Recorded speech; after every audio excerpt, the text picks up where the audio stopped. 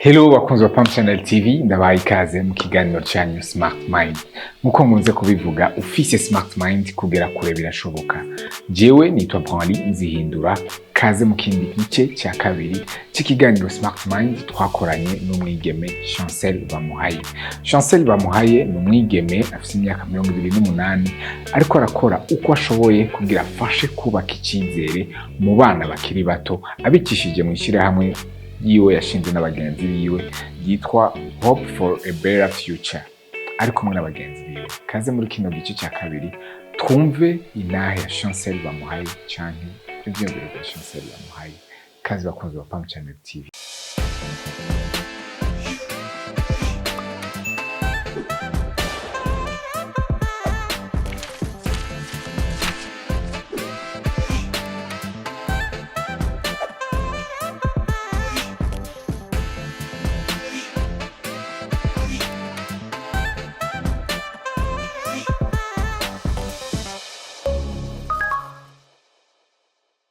Hama ikindi kibazo kijanye na wewe aho ubona ushaka gushitsa bino bikorwa objectif final uvuga ati uno munsi nimba ndiko ndafasha mu ntara zitanu ico mamahoro uno munsi Chancelle à 70 ans niki hewe en fait dufate nk'akaronko muri iyo village nakubwiye dufisemwo iyo cantine scolaire naho dufise ishuri naha 2019 no natanguye kuhakorera nta mwana numwe yari bwahize ishuri waho hantu wo muri iyo village. Rero indoto yanje jewe mfise ni yuko mbona abajya abana bariko baravamwo abantu bakomeye muri kino gihugu, bavamwo abigisha, abadokteur, abashinga amateka kubera cyatavamwo n'umukuru w'igihugu. Donc je niyo ndoto numva mfise cyane kuri bajya abana. Donc kubona nabone bariko baravamwo abantu bashobora kuko urumva bwa mbere nkihashika nta bantu bateye imbere niko novuga bari mu nzego zikomeye canke bari mu bintu bikomeye bari bahari. Mugabo ninabona jewe Chancelle hari ico nashoboye guterera kugira abo bana batera imbere bongere biteze imbere bateze imbere ikibano cabo bongere bateze imbere n'igihugu cacu. Ndumva yuko iyo ndoto ni indoto y'ibisazi mfise cyane gose ndoto y'ibisazi no kubona muri bajya abana havuyemwo abashinga amateka abaganga bakomeye umukuru w'igihugu bibaye ngombwa kandi turizera neza ko bishoboka kuko intambwe niyo nyene umushinge nuwonye nukuratera niyo education uri kurabahereza nico cizere uri kurabahereza. Hama kubijanye n'amabanga wagiye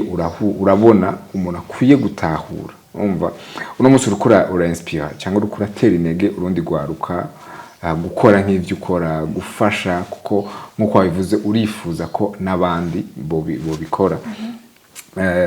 Ariko ibanga ukoresha canke ibanga wokwibira uwundi mwigeme canke uwundi musore ashobora kuvuga ati naje nagomba gukora nkuko Chancelle canke gukorera mu ngata Chancelle ivyo ariko arakora ibanga yoshobora gutahura wowe wamenye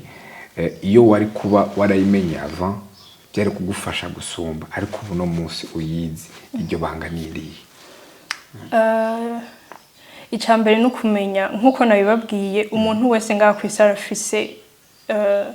ikintu cahamuzanye. Ico kintu naco ni cakindi kikubuza itiro abandi baryamye, ni cakindi kiguma kizunguruka mu mutwe kikubuza amahoro iyo kitariko kiragenda neza wumva umenga uragwaye mugabo utashobora no kudekriva iyo ngwara wumva ufise. Donc ro icambere ni kumenya ico kintu cawe, ico kintu wahamagariwe ngaha kuri inosi. Donc umaze ukimenya naco kuko ego nivyo bon turashobora kugira umuhamagaro canke iki mugabo urawukuza donc iga urondere ibintu byose bijanye n'ubumenyi kuri ico kintu cawe wegera bagutanze intambwe kubikora bene ivyo kuko nukuri nta kintu na kimwe gishasha kikihari ngaha kwisi byose usanga bihari.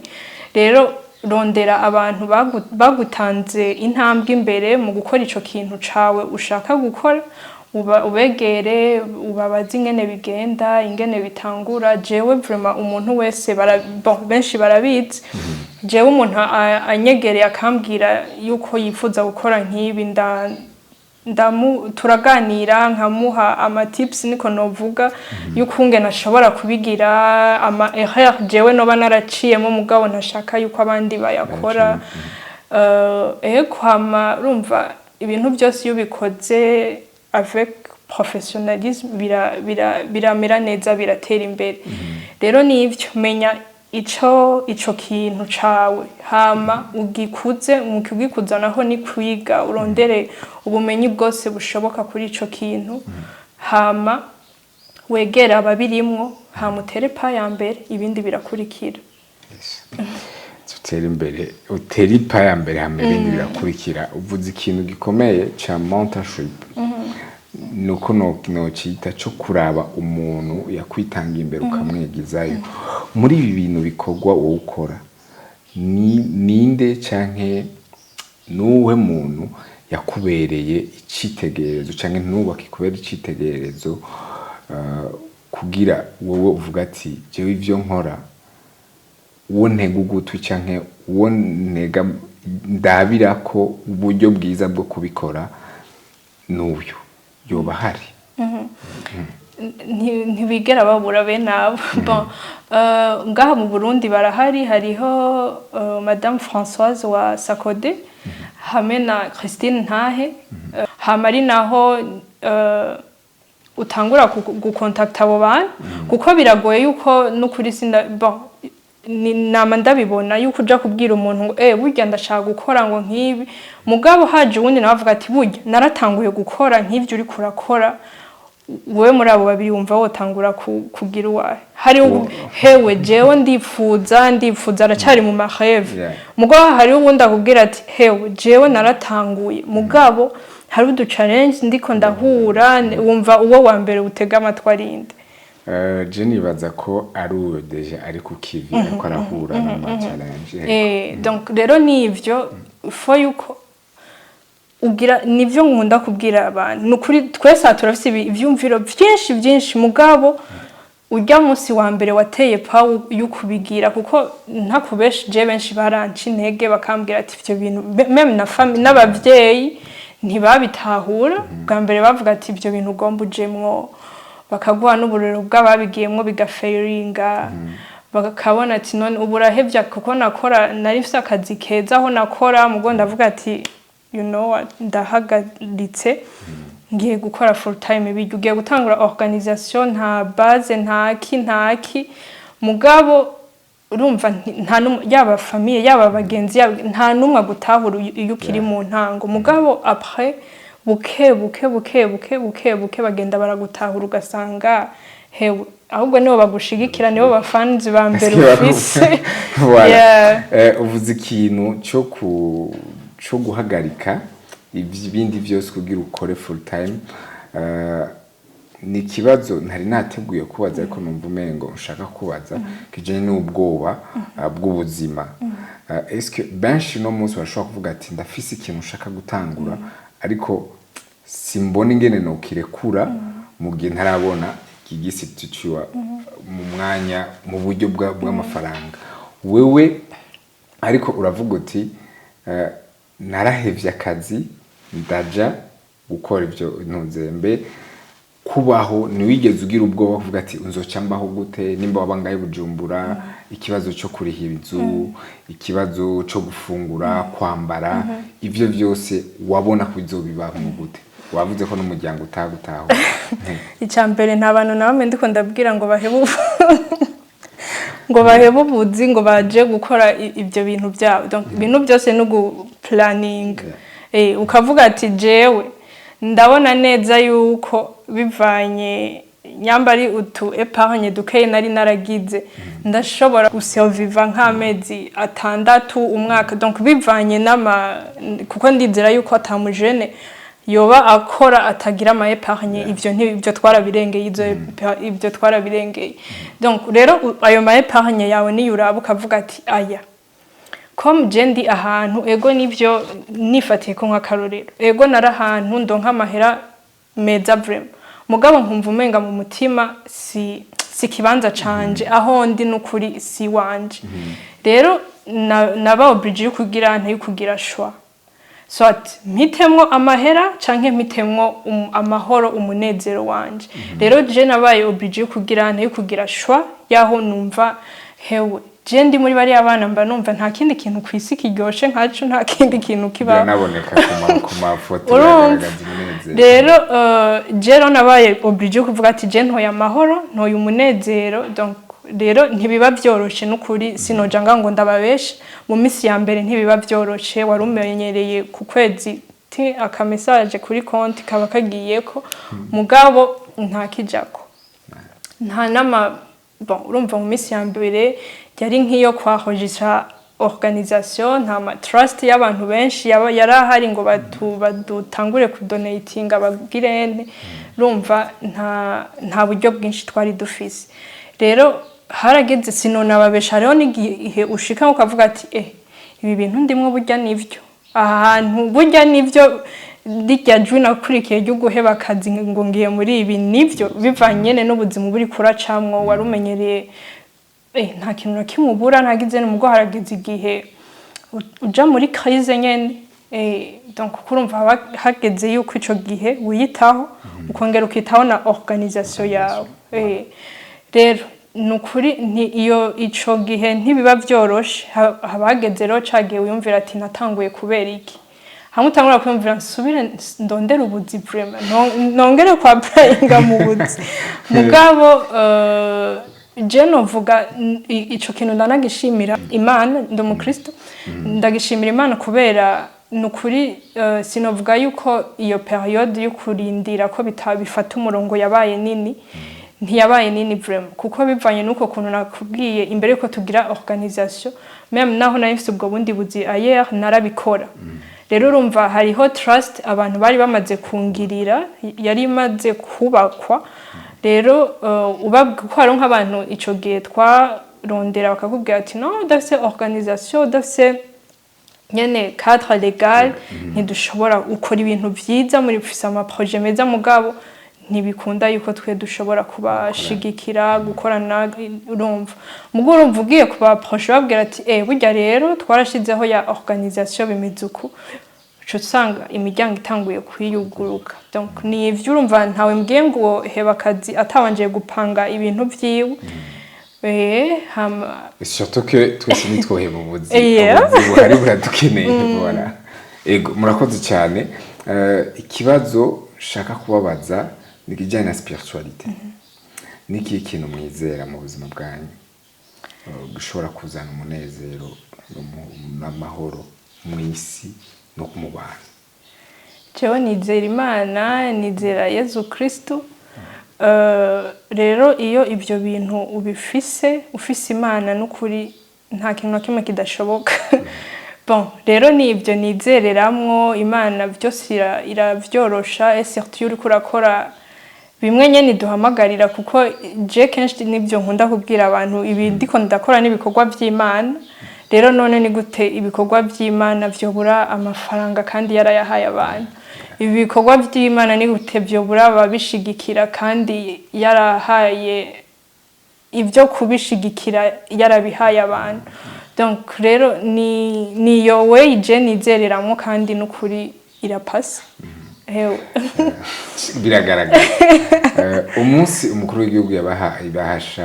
y'imiliyoni 200 nk'agakemanyi k'ibikorwa mukora mwiyumvise gute icambere coco sinabyibatse kuko normalement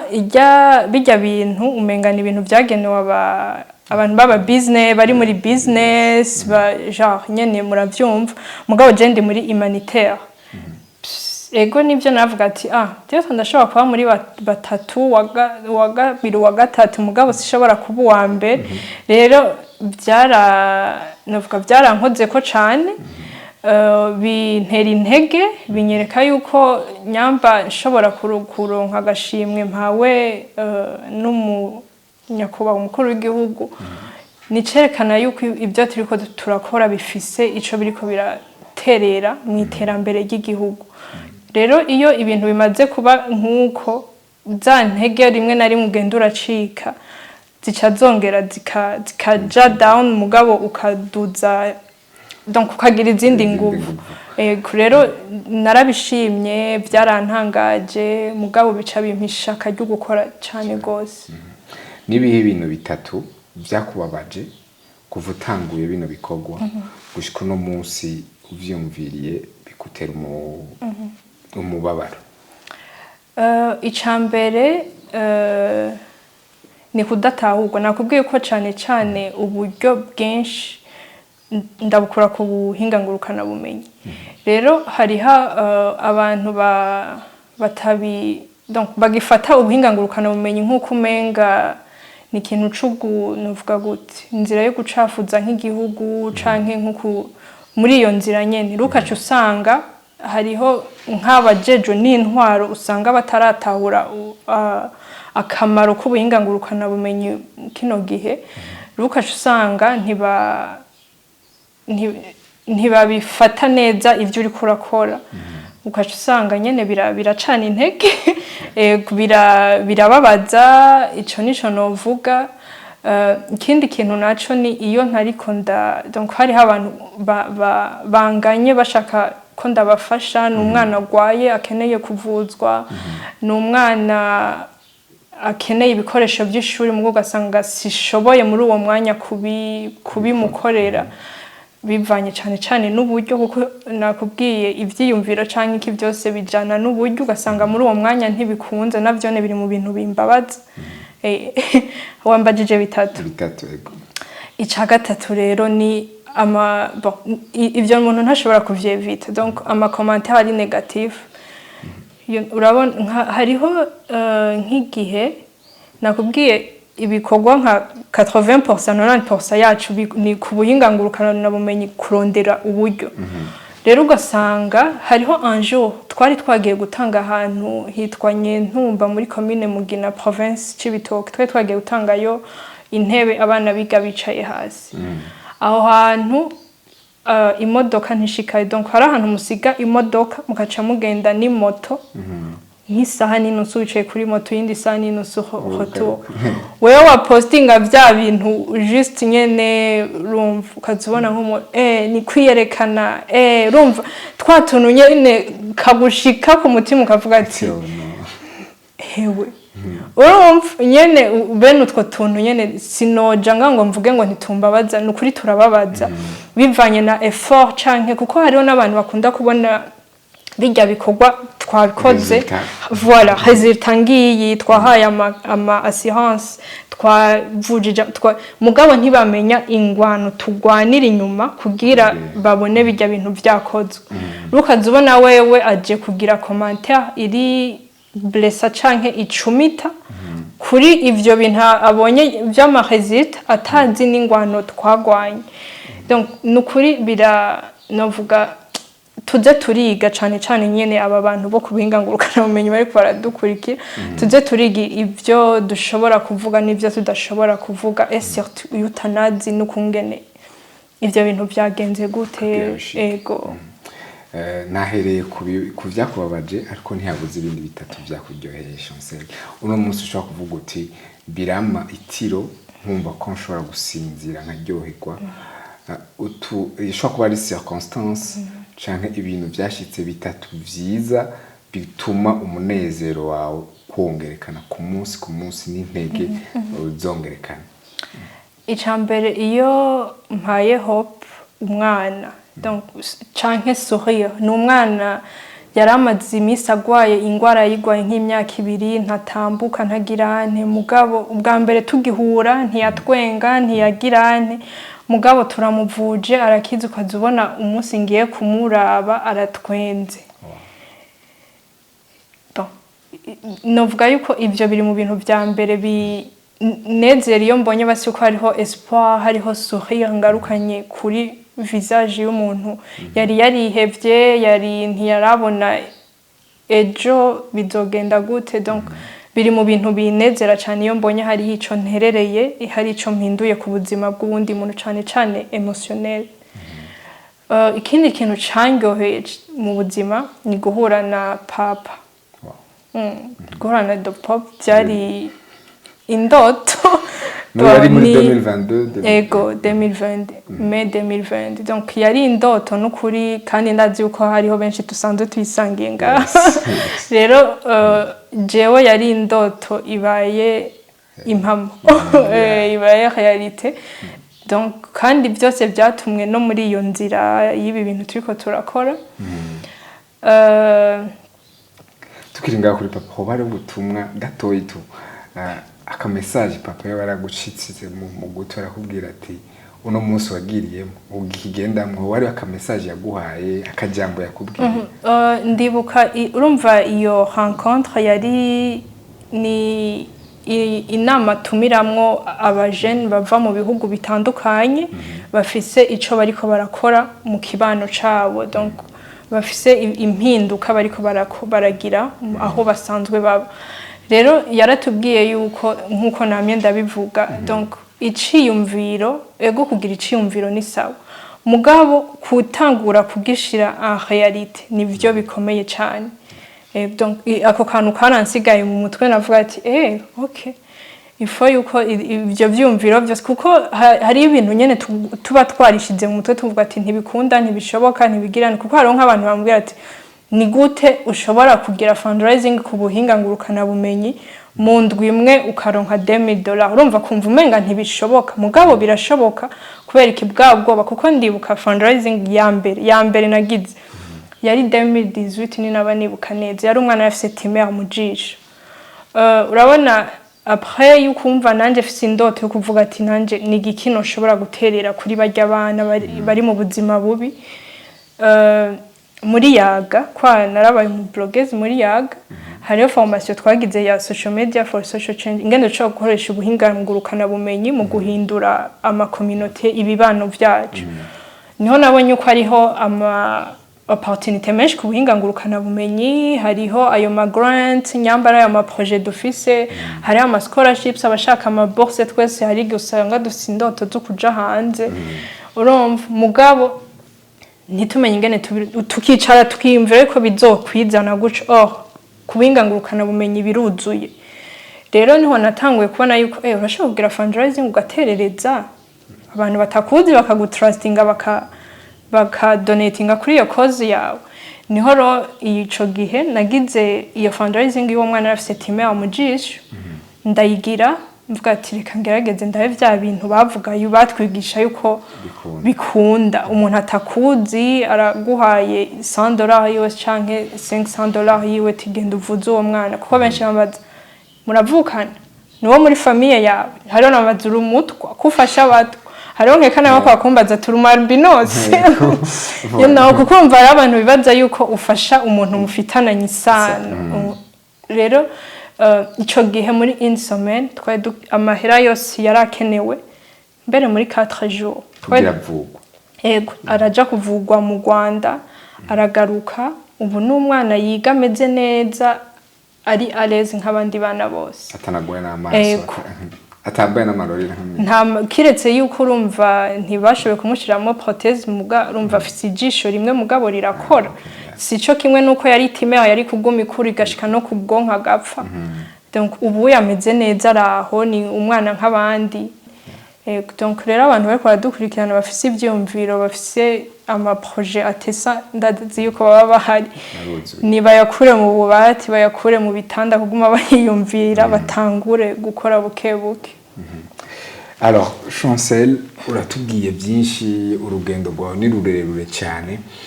ku myaka yawe 28 ni imyaka mike comparé n'ivyo umaze ko realiza nizahe à la fin uvuga uti jewe ndashaka kuzo hariho passion ugira aruhande y'ivyo hamande y'ivyo bikorwa byose iyo utabirimwo Chancelle ukunda kuba uri mu biki urandika ibitabo urasoma ibitabo uraraba ama film niyihe yindi passion ufise haruhande y'ivyo? Hewe ahamande y'ivyo je nkunda tourisme nkunda tourisme, kudécouvrir ibintu bishasha, kuja ahantu hashasha, trying ibintu bishasha, niyo passion vraiment.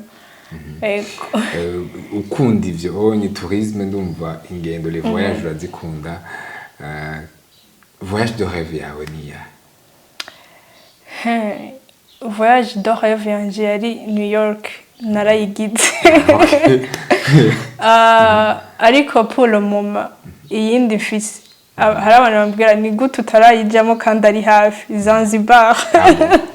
Bon, ni hafi mugo ndibaza yuko vuba nayo nzoyigira. Bon, en tout cas de kugira New York, Zanzibar, ni juste une question de volonté. Bikunda. Merci beaucoup. Sinzi kuri twebwe muri Pam Channel TV ibibazo byose twari dufise twashaka kubabaza pour aider surtout la génération turimwo kugira ivuga ati hashobore kuba abandi ba Chancelle nka 5 canke 10 twabihejeje.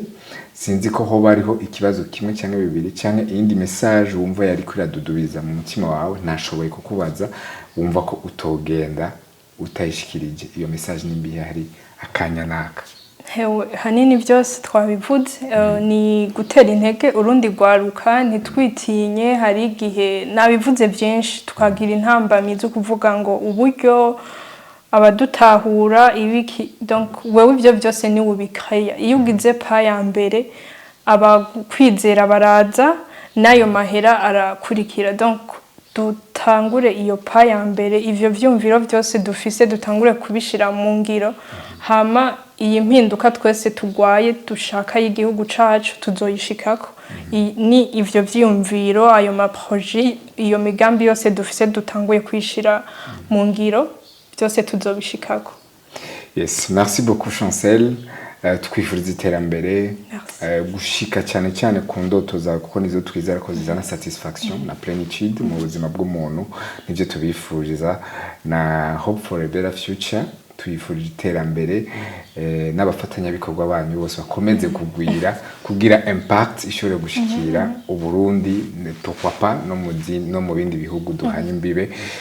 Namwe bakunzi wa Pam Channel TV ibikiganiro Smart Mind abashimire mwe byimva mutima. Chancelle ku myaka mike dusanze ari gitabo kigendera ushoboye kumuronka yobara amahirwe meza uronse yo kuyaga n'umuntu ari sage ngira mwashoboye kuvyibona. Malgré toutes ces réalisations il reste toujours humble. N'ubugwa neza bwinshi nukuri uragahora uko onye hama hari ikintu kimwe nibagiye kubaza abo babifuza gukorana organisation yanyu bo bigenza gute bo bicisha he ushaka kukuvugisha yo bigenza gute? Okay, barashobora kundondera ku buhinga ngurukana bumenyi bwose ni Chancelle BAMUHAYE, Facebook, Instagram, Twitter, LinkedIn hose ni Chancelle BAMUHAYE canke ukana hope for a better future nayo ne turafise ama social media yayo urashobora kuyandikira tuzogusubiza neza. Voilà. Merci beaucoup. Nuko bakunze Pam Channel TV uno munsi ni kiganiro cyari un peu spécial cyuzuyemwo ubuntu bwinshi mwumva uburyo bwiza bwo gushitsa ku ndoto haguruka ntugumize ivyo wanditse mu kabati cyangwa ntugume ubirotera mu gitanda sohoka hanze ubikore birashoboka. Naha rero ikiganiro cyacu Smart Mind kirangiriye ndabifuriza kubandanya mukurikirana Pam Channel TV kubw'iterambere ryacu twese ko nizera ko hano muri Pam Channel TV niyo hari isoko y'ibiganiro bishobora kuzana impinduka y'ubuzima bwacu hano mu gihugu muri rusange mu biganiro by'abiko bishikirizwa kandi murakoze cyane dusubire duhure mu kindi kiganiro nk'iki murakoze cyane.